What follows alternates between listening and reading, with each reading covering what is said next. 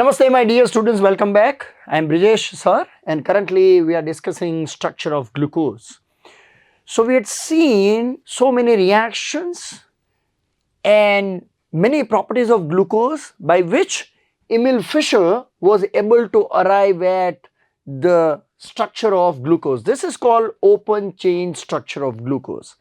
This structure was established in the year 1891, and for this work he was awarded Nobel Prize in the year 1902. So it was a great piece of work.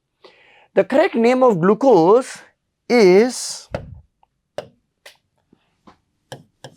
D plus glucose. ये उसका correct name है. Glucose का नाम है D plus glucose. This plus sign before the name indicates that the natural glucose is dextrorotatory. Dextrorotatory glucose means this glucose molecule is optically active and rotates the plane of polarized light in the clockwise direction in a polarimeter tube experiment, right? जो हमने hello alkanes hello arenes में देखा था. Now this capital D before the plus sign or the name has nothing to do with the optical rotation. ये D का मतलब dextrorotatory नहीं है, ये D configuration है, right? Capital D is different from small d. The small d stands for plus sign. Instead of plus sign, you can also write D glucose small d, but usually we put sign. So small d का मतलब है dextrorotatory. So D before the name of glucose represents the configuration. ये आप समझेंगे कि ये configuration क्या है. Whereas plus represents dextrorotatory nature of molecule. And this D and L, capital D and capital L have no relation with the optical activity of the compound. Okay, यानी कि वो dextrorotatory है या levorotatory है. D and L before the name of any compound indicates relative configuration of a particular stereoisomer of a compound with respect to other compound whose configuration is known. Right? दो तरह के configuration होते हैं. एक होता है absolute configuration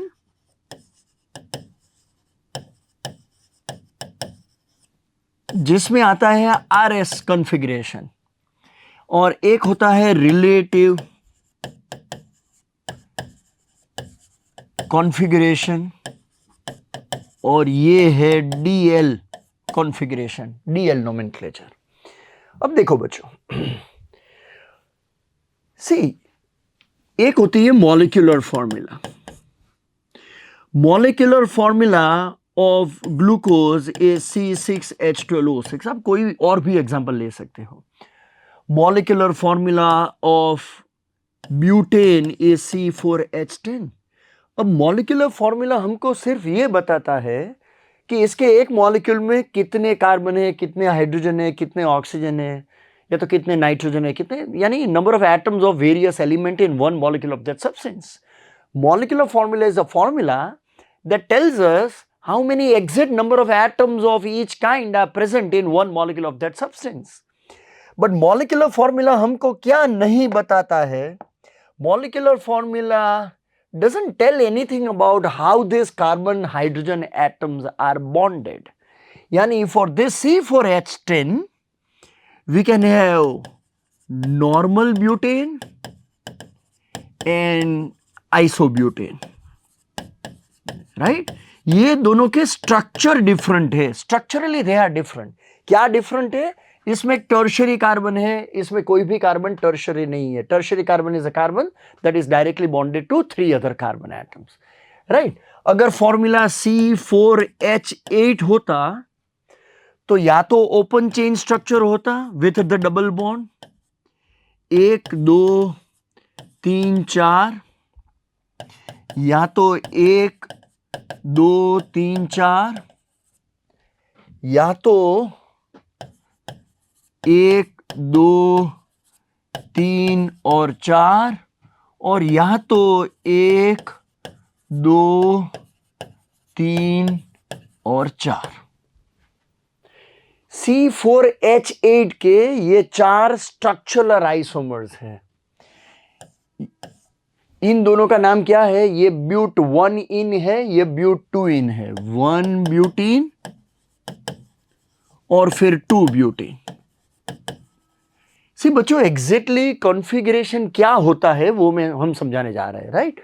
तो इन दोनों में लॉन्गेस्ट कार्बन चेन 4 कार्बन की होती है, लेकिन डबल बॉन्ड की पोजीशन अलग है, तो इसको पोजीशन आइसोमर्स बोलते हैं। ये 1 ब्यूटीन है और ये 2 ब्यूटीन है।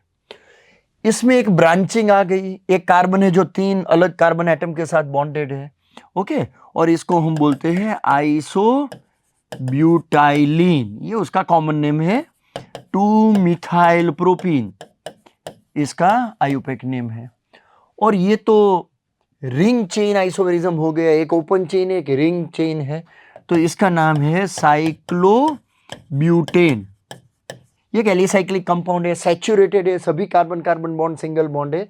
ओपन चेन हो तो डबल बॉन्ड होगा, क्लोज चेन हो तो सिंगल बॉन्ड्स होंगे। तो ये 4 आइसोमर है। अब इसमें से मैं एक आइसोमर लेता हूं, ये वाला CH3 CH double bond CH CH3, इसका नाम है ब्यूट-2-इन। अब ये स्ट्रक्चर के लिए 2 डिफरेंट स्पेटियल अरेंजमेंट है, arrangement of groups in space. Spatial arrangement बोलते हैं SPATIAL। यानी अगर आप इसका स्ट्रक्चर देखो तो इसमें कार्बन कार्बन डबल बॉन्ड है, ये बीच वाले 2 कार्बन डबली बॉन्डेड है। इस कार्बन एटम के साथ एक H है, इसके साथ भी एक H है। अब 2 पॉसिबिलिटीज हैं, राइट। अगर दोनों H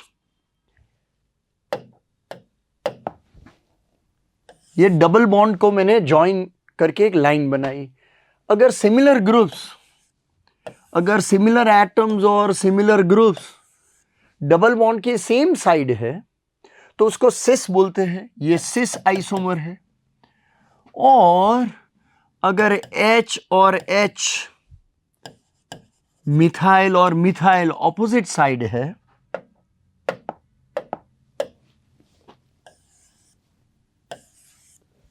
राइट, अगर सिमिलर ग्रुप्स ऑपोजिट साइड है तो उसको बोलते हैं ट्रांस। तो ये दोनों ब्यूट-2-इन है। देखो दोनों में 4 कार्बन की लॉन्गेस्ट चेन है, 1 2 3 4, इसमें भी 1 2 3 4, दोनों का नाम ब्यूट-2-इन ही है। यानी दोनों में स्ट्रक्चरल कनेक्टिविटी सेम है। इसमें जो एटम जिसके साथ बॉन्डेड है उसमें वो एटम उसके साथ ही बॉन्डेड है। सो दोनों स्ट्रक्चरली सेम है, यानी दोनों का आयुपेक नेम ब्यूट-2-इन है। लेकिन ये दोनों के मेल्टिंग पॉइंट अलग है, ये दोनों की पोलैरिटी अलग है, डाइपोल मोमेंट अलग है, ओके। ये दोनों की केमिकल प्रॉपर्टी सेम है, लेकिन केमिकल रिएक्टिविटी अलग अलग है, स्टेबिलिटी अलग अलग है, राइट। सो इसको बोलते हैं सिस 2 ब्यूटीन और इसको बोलते हैं ट्रांस 2 ब्यूटीन। तो सिस और trans before the name tells us whether the similar groups are on the same side, तो सिस है, ऑपोजिट साइड तो ट्रांस है। इसको बोलते हैं स्टीरियो आइसोमेरिज्म। स्टीरियो आइसोमर्स है, ये दोनों एक दूसरे के स्टीरियो आइसोमर्स है। स्टीरियो आइसोमर्स का मतलब है इन दोनों की मॉलिक्यूलर फॉर्मूला भी सेम है, स्ट्रक्चर भी सेम है, आयुपेक नेम सेम है सो स्ट्रक्चर सेम है, स्ट्रक्चर सेम है सो आयुपेक नेम सेम है, लेकिन relative position of groups in space different है। तो दिस 2 आर स्टीरियो आइसोमर्स। और स्टीरियो की 2 टाइप्स है, ज्योमेट्रिकल एंड ऑप्टिकल। तो ये दोनों एक दूसरे के ज्योमेट्रिकल आइसोमर्स है। ज्योमेट्रिकल का दूसरा नाम है cis trans isomerism. Geometrical isomerism is cis trans. तो ये जो सिस ट्रांस है, when the groups differ in position around a double bond और ए रिंग, मान लो कि कोई रिंग स्ट्रक्चर है, ये है साइक्लोहेक्सेन और 1 और 2 बाजू बाजू में 2 मिथाइल ग्रुप्स है। तो अगर दोनों मिथाइल ग्रुप रिंग के एक ही बाजू है और दूसरी पॉसिबिलिटी है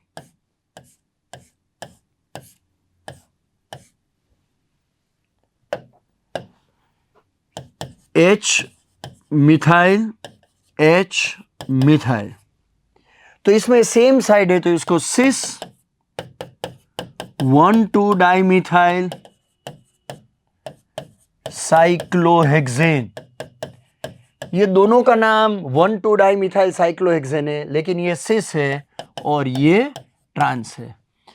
तो when the groups differ in arrangement around a double bond or a ring, तो उसको सिस ट्रांस आइसोमेरिज्म या तो ज्योमेट्रिकल बोलते हैं। Optical isomerism means when the isomers differ in their ability to rotate the plane of polarized light. Okay तो dextro और लिवो rotatory वो optical isomerism में आते हैं। तो हम ये कहते हैं कि इन दोनों के स्ट्रक्चर सेम है, कॉन्फ़िगरेशन अलग अलग है। This two differ in their configuration, right. तो डी एन एल जिसकी हम बात कर रहे हैं, डी एल कॉन्फ़िगरेशन, ये रिलेटिव कॉन्फ़िगरेशन में आता है, यानी कि configuration of a particular stereo isomer as compared to configuration of some other compound whose configuration is known, right? तो उसके लिए the standard is simplest carbohydrate. See, carbohydrates are polyhydroxyaldehydes या तो ketones। तो बहुत सारे OH ग्रुप होते हैं, तो ये ट्रायोज है, 3 कार्बन है इसमें, राइट। इसका नाम है ग्लिसराल्डिहाइड, 3 कार्बन है, सो ग्लिसराल्डिहाइड। By convention, the most oxidized carbon atom is placed at the top. ये Fischer projection formula है, where a chiral carbon is shown by intersection of 2 lines. The vertical line represents all the carbon atoms in a straight chain. So 3 carbon atom है, ये 1, ये 3 और ये intersection जहाँ होता है वो बीच वाला carbon. The most oxidized carbon is present at the top, okay, और longest carbon chain vertical line पे लेते हैं। और ये ग्लिसराल्डिहाइड, इसमें एक कायरल कार्बन एटम है, ये कायरल कार्बन है, कायरल कार्बन यानी carbon that is bonded to all 4 different groups, you can see, एक H, एक OH, एक CHO, एक CH2OH, तो ये भी कायरल कार्बन है, ये दोनों एक दूसरे के मिरर इमेजेस हैं, राइट। तो हमने रैंडमली, ओके, उस टाइम में पता नहीं था इसमें से कौन डेक्स्ट्रो रोटेटरी है, कौन लिवो रोटेटरी है, राइट। तो एक को डी बोल दिया, डी ग्लिसराल्डिहाइड, और एक को एल बोल दिया, विदाउट नोइंग दैट कौन सा डेक्स्ट्रो रोटेटरी है, कौन सा लिवो रोटेटरी है। फिर जब एक्सपेरिमेंट हुआ तो पता चला कि जिसको रेंडमली डी बोल दिया था वो डेक्स्ट्रो रोटेटरी निकला, यानी ऐसा रूल नहीं है कि जो डी आइसोमर है वो डेक्स्ट्रो रोटेटरी होगा। तो इसको हम प्लस ग्लिसराल्डिहाइड बोलते हैं, इसको हम माइनस, क्योंकि ये प्लस है, डेक्स्ट्रो रोटेटरी, ये माइनस है। जो प्लस वाला है उसको डी नाम दे दिया, बस ऐसे ही नाम दे दिया, राइट। इसको एल भी बोल सकते थे लेकिन डी बोल दिया, और जो माइनस वाला था उसको एल बोल दिया। तो ये डी ग्लिसराल्डिहाइड है, ये एल ग्लिसराल्डिहाइड है। डी वाला डेक्स्ट्रो रोटेटरी है, एल वाला लिवो रोटेटरी है, लेकिन ये कैपिटल डी और कैपिटल एल जो असाइन किया हुआ लेटर्स है उसको प्लस और माइनस के साथ कोई लेना देना नहीं है। तो आपको इन दोनों का कन्फिगरेशन याद रखना है, राइट, कि जब ऐसे लिखते हैं ग्लिसराल्डिहाइड को, तो if H is on the left hand side, okay, if H is on the left hand side and OH is on the right hand side, then it is assigned D configuration, and when the OH is on the left hand side and H is on the right hand side, then it is assigned L configuration. अब किसी carbohydrate के लिए अगर किसी carbohydrate को D या तो L configuration assign करना है, तो द मोस्ट ऑक्सीडाइज कार्बन यानी ग्लूकोज को कैसे लिखते हैं, यानी किसी भी कार्बोहाइड्रेट को कैसे लिखते हैं कि एल्डिहाइड सबसे टॉप पे रहना चाहिए। The most oxidise carbon is on the top, the longest carbon chain vertical line पे आ गया, फिर HOH लिखो। अब आप सेकेंड लास्ट कार्बन देखो, ओके, लास्ट वाला कायरल कार्बन, यानी ये टोटल 4 है, 1 2 3 और ये 4 कायरल कार्बन में जो चौथा है, यानी जो सेकेंड लास्ट कार्बन है, उसमें आप HOH की पोजीशन देखो और फिर कंपेयर करो कि ये पोजीशन में H लेफ्ट और OH राइट है, ये इसके साथ मैच होता है, तो ये डी ग्लूकोज है, राइट। और नेचुरल ग्लूकोज डेक्स्ट्रो रोटेटरी था, तो ये डी प्लस ग्लूकोज है। ये इसका मिरर इमेज है, मिरर इमेज। तो अगर मैंने ऐसा लिखा है तो आपको ये वाला कार्बन देखना है, ओके, चौथा chiral carbon, second last carbon. अगर OH लेफ्ट हैंड साइड है तो वो एल ग्लूकोज है, okay. Now let me give you one example where I'll be able to show you that this D and L has nothing to do with plus and minus sign. जैसे थोड़ा practice कर लेते हैं।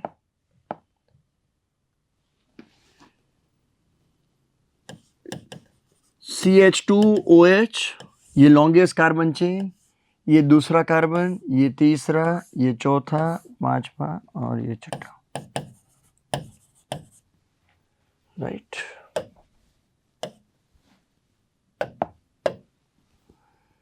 Second carbon है C double bond O, third carbon में OH और H, H और OH, H and OH। बच्चों ये फ्रक्टोस है, दिस इज फ्रुक्टोस, और ये कंपाउंड लीवो रोटेटरी है। ये एक्सपेरिमेंटली फाइंड आउट करते हैं, स्ट्रक्चर देख के पता नहीं चलता है। आपको याद रखना होगा कि ये फ्रक्टोस है और वो लीवो रोटेटरी है। अब ये डी फ्रुक्टोज है या एल फ्रुक्टोज है, उसके लिए आपको ये पोर्शन देखना पड़ेगा। ओके, आपके रेफरेंस के लिए मैं फिर से CHO, अगर H left hand side, OH right hand side है तो ये D प्लस ग्लिसराल्डिहाइड है। तो अगर H लेफ्ट हैंड साइड और OH राइट हैंड साइड है लास्ट कायरल कार्बन पे, देखो ये पोर्शन है, ये एग्जैक्टली इसके साथ मैच करता है। H left hand side, OH right hand side और CH2OH, तो ये इसके जैसा है, इसीलिए इसको D बोलते हैं। तो जैसे ग्लूकोज भी डी ग्लूकोज था लेकिन वो डेक्स्ट्रो रोटेटरी था, फ्रक्टोज का कॉन्फ़िगरेशन भी डी ग्लिसराल्डिहाइड जैसा है लेकिन वो लिवो रोटेटरी है। तो this plus and minus has nothing to do with the sign of optical rotation, right. तो ये आपको याद रखना है। फाइन, सो तो D and L before the name of any compound indicates relative configuration of a particular stereoisomer of any compound with respect to other compound whose configuration, या तो standard compound whose configuration is already known to us, right। तो ये हमने समझा कि DL, nowadays this D and L is only applicable to carbohydrates and proteins, यानी कि amino acid के लिए ही है, बाकी सब के लिए तो RS कॉन्फ़िगरेशन ही चलता है, राइट। तो सिर्फ इसी चैप्टर में DL की बात होगी, बाकी किसी भी चैप्टर में DL की बात नहीं होगी। See, now this open chain structure of glucose was able to explain very large number of properties of glucose, but there were few things that this open chain structure was not able to explain. तो let us see that कौन सी properties थी कि जो ये open chain structure समझा नहीं सकता था, chemical reaction, experimentally observe facts. तो उसके लिए फिर cyclic structure of glucose propose हुआ। तो पहले देखते हैं limitations of open chain structure. The open chain structure of glucose was not able to explain certain reactions and observed fact, experimental fact. First, glucose is an aldohexose, glucose में aldehyde है और हमने देखा कि वो साइनोहाइड्रिन बनाता है, oximes बनाता है, ब्रोमीन वाटर से ऑक्सीडाइज होता है, टॉलन्स और फेलिंग्स टेस्ट देता है। तो उसमें कोई शक नहीं है कि glucose contains an aldehyde group, क्योंकि एल्डिहाइड के मोस्ट ऑफ द रिएक्शन वो देता है लेकिन सभी रिएक्शन नहीं देता है। Glucose does not give Schiff's reagent test. एक टेस्ट है aldehydes restore pink colour of Schiff's reagent, ये एल्डिहाइड कीटोन में हमने देखा था। ग्लूकोज भी एल्डिहाइड है, एल्डोहेक्सोज है, बट ग्लूकोज वो वाला टेस्ट नहीं देता है, शिफ्स रिएजेंट टेस्ट, टॉलन्स और फेलिंग टेस्ट देता है। And does not form NaHSO3, sodium hydrogen sulphide के साथ और अमोनिया के साथ वो एडिशन प्रोडक्ट नहीं बनाता है। यानी एल्डिहाइड से वो सोडियम हाइड्रोजन सल्फाइड और अमोनिया के साथ एडक्ट बनाते हैं, एडिशन प्रोडक्ट, लेकिन ग्लूकोज नहीं बनाता है, राइट। तो this was one of the limitation. First कि ओपन चेन की ये क्यों होता है ये हम समझा नहीं सकते ओपन चेन स्ट्रक्चर से। Second, the penta acetate of, हमको पता है कि ग्लूकोज है वो हाइड्रोक्सिल अमीन के साथ, right, glucose combines with hydroxylamine to form oxime, but glucose pentacetate does not react with hydroxylamine, indicating that CHO group is not free. अब ये कैसी बात हो गई? देखो बच्चों, हमको ये था, हम ऐसा सोचते हैं कि ग्लूकोज का ये स्ट्रक्चर है। और ये स्ट्रक्चर काफी रिएक्शन फैक्ट एक्सप्लेन भी करता है।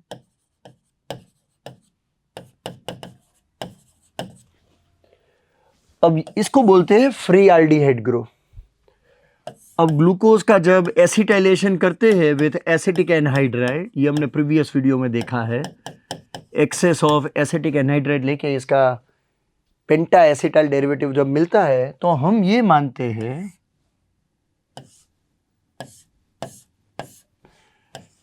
कि CHO तो फ्री ही रहता है, OCOCH3, OCOCH3, OCOCH3,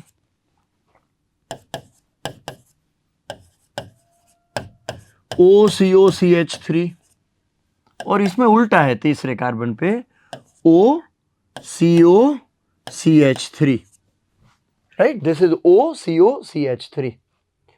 तो ये है ग्लूकोज पेंटा एसीटेट। तो इसमें एल्डिहाइड तो फ्री है, तो फिर इसको तो HCN के साथ साइनोहाइड्रीन या तो NH2OH के साथ ऑक्साइम बनाना चाहिए था। लेकिन हमने एक्सपेरिमेंटली देखा कि अगर ग्लूकोज पेंटा एसीटेट बनाता है, ग्लूकोज पेंटा एसीटेट, तो उसमें फ्री एल्डिहाइड नहीं है, क्योंकि फिर वो रिएक्शन नहीं देता है। ये ग्लूकोज है, ये दोनों रिएक्शन देता है, reaction with HCN and reaction with NH2OH, लेकिन ग्लूकोज पेंटा एसीटेट है, वो ये दोनों के साथ रिएक्शन नहीं देता है। तो ऐसा क्यों भाई? इसमें भी फ्री एल्डिहाइड होना चाहिए, क्योंकि ये यहाँ रिएक्ट करता है, यहाँ तो रिएक्ट नहीं करता है। तो ऐसा क्यों है, ये हम समझा नहीं सकते ओपन चेन स्ट्रक्चर से, right. So experimentally, two forms of D-glucose were found. The two forms of glucose were called alpha and beta form, and this were obtained nature में ग्लूकोज के, डी ग्लूकोज के ही दो form मिलते हैं, एक को alpha form बोलते हैं, एक को बीटा, और ये दोनों के मेल्टिंग पॉइंट अलग अलग है। अल्फा डी प्लस ग्लूकोज, इसको बोलते हैं अल्फा डी प्लस ग्लूकोज, और एक को बोलते हैं बीटा डी प्लस ग्लूकोज। इसका मेल्टिंग पॉइंट था 419, इसका मेल्टिंग पॉइंट था 423, and this alpha form was obtained by crystallization from concentrated solution of glucose at 30 degree Celsius, right. Glucose का कॉन्सेंट्रेटेड सोल्यूशन लेके 30 डिग्री सेल्सियस पे फिर आप उसको क्रिस्टलाइजेशन करते हो, तो आपको जो फॉर्म मिलता है वो अल्फा डी प्लस ग्लूकोज है। अल्फा डी प्लस ग्लूकोज का स्पेसिफिक रोटेशन है +111 डिग्री सेल्सियस। स्पेसिफिक रोटेशन हमने हेलो अल्केन्स हेलोरिन्स में पढ़ा है, राइट। इसको अल्फा से दिखाते हैं, ओके, और इसका स्पेसिफिक रोटेशन है +111 degree Celsius, right. So specific rotation, or this beta form is obtained by crystallization from hot and saturated solution above, at or above 371, almost 100 degree Celsius है, excuse me. तो ये जो form मिलता है वो beta form है, जिसका melting point अलग है और जिसका स्पेसिफिक रोटेशन है +19.2। तो this two forms can not be explain by open chain structure. See बच्चों, ओपन चेन स्ट्रक्चर है, ये ग्लूकोज का ओपन चेन स्ट्रक्चर है। अगर आप ये H और OH की पोजीशन फ्लिप कर देते हो तो फिर वो ग्लूकोज ही नहीं रहता है, वो ग्लूकोज नहीं है, राइट। अगर आप किसी भी कार्बन पे HOH अगर उल्टा कर देते हो तो वो ग्लूकोज का कोई स्टीरियो आइसोमर, जैसे हमने प्रीवियस वीडियो में बोला कि ग्लूकोज के 16 टोटल स्टीरियो आइसोमर्स है। For the same structure you can write, जैसे ग्लिसरॉल्डिहाइड के 2 स्टीरियो आइसोमेरिक फॉर्म थे क्योंकि उसमें एक ही कायरल कार्बन था, इसमें 4 कायरल कार्बन है, 1 2 3 और 4 कायरल कार्बन है, तो इसके 16 डिफरेंट स्टीरियो आइसोमर्स है। And this is one of the stereo isomer जिसको हम डी ग्लूकोज बोलते हैं, डी प्लस ग्लूकोज बोलते हैं, ये इसका करेक्ट नेम है, राइट। तो इसमें से अल्फा और बीटा फॉर्म आप बना नहीं सकते, राइट। तो ये अल्फा और बीटा का एग्जिस्टेंस आप ओपन चेन स्ट्रक्चर से समझा नहीं सकते, तो यानी कि फिर साइक्लिक स्ट्रक्चर आएगा। So this can not B explained by open chain structure. I am giving you 2 more points which are not given in the textbook, but it is for better understanding. आप समझो. See, this alpha, both alpha and beta D plus glucose are quite stable. But when they are dissolved in solution, alpha D plus glucose, जिसका specific rotation, optical rotation plus 111 degree है, freshly prepared aqueous solution, आप इसका लो. You take freshly prepared aqueous solution of alpha D plus glucose, it is quite stable and has a specific rotation plus 111. But this form slowly changes to beta. ये alpha D plus glucose है, वो पानी में slowly beta में convert होता है and ultimately it reaches equilibrium mixture कि जिसमें 36% अल्फा डी ग्लूकोज होता है और 64% बीटा डी ग्लूकोज होता है और उस इक्विलिब्रियम मिक्सचर का स्पेसिफिक रोटेशन 52.5 डिग्री होता है.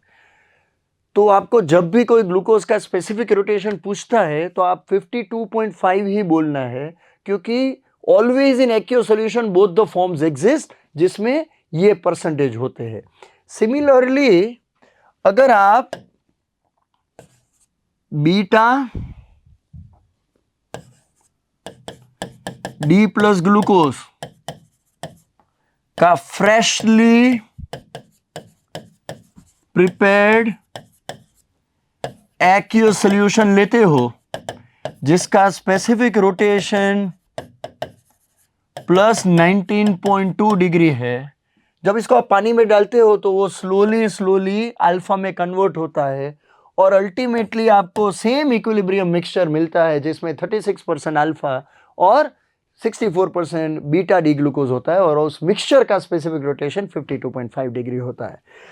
This spontaneous change in optical rotation of an optically active compound with time, spontaneous change in optical rotation of any optically active compound with time is called mutarotation. एक word है, right? इसको mutarotation बोलते हैं. तो mutarotation होता है. तो ये आप कैसे समझाओगे ओपन चेन स्ट्रक्चर से? तो fifth point, D plus glucose forms 2 isomeric methyl glucoside. Okay, ये लास्ट पॉइंट है आज के वीडियो का. सी बच्चों, कोई भी एल्डिहाइड है, it reacts with 2 molecules of methanol in presence of dilute HCl. ये रिएक्शन हमने एल्डिहाइड कीटोन में देखा है. पहले हेमी एसिटाल मिलता है, फिर वो अनस्टेबल है तो फाइनली एसिटाल मिलता है दूसरे मॉलिक्यूल के साथ. तो we get RCH OCH3 OCH3. तो ये है एसिटाल, राइट? इसको एसिटाल बोलते हैं, डाई अल्कोक्सी कंपाउंड. लेकिन ग्लूकोज है वो सिर्फ एक मॉलिक्यूल ऑफ मिथेनॉल के साथ रिएक्ट होता है और 2 कंपाउंड बनाता है, मिथाइल अल्फा डी ग्लूकोसाइड और मिथाइल बीटा डी ग्लूकोसाइड. तो ये कैसे मिलता है, क्यों 2 मिलते हैं और क्यों एक ही मिथेनॉल के साथ कंबाइन होता है, ये आप ओपन चेन स्ट्रक्चर से समझा नहीं सकते. तो इसके लिए ग्लूकोज का साइक्लिक स्ट्रक्चर प्रपोज हुआ जो हम नेक्स्ट वीडियो में देखेंगे, right? So hope you enjoyed the video. Thanks for watching the video.